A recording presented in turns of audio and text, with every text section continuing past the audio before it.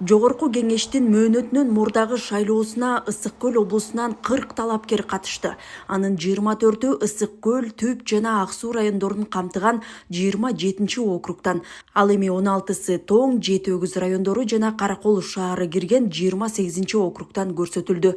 Облуста жалпысынан 353.596 шайлоочу катталып, алар үчүн 250 шайлоо тилкеси иштеди.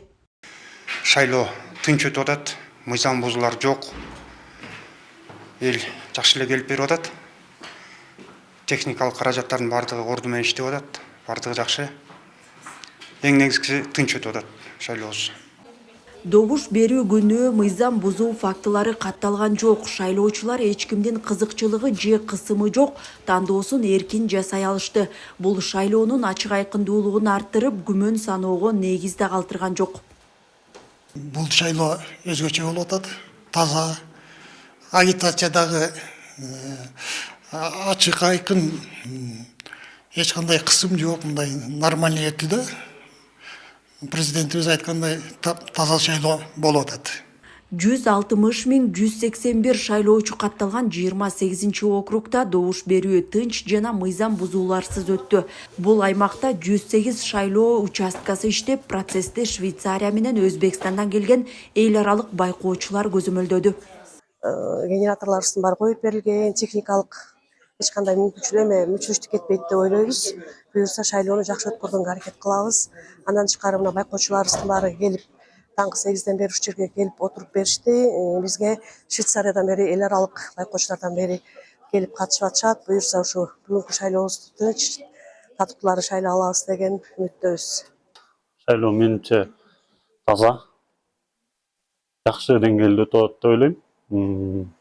Мурдагыдай үгүтчүлөр эшиктин алдында жок. Менин көрүшүмчө деги эле өлкө өзөнүксүн, шайлообуз таза өтсүн, татыктуулар тандап алалы.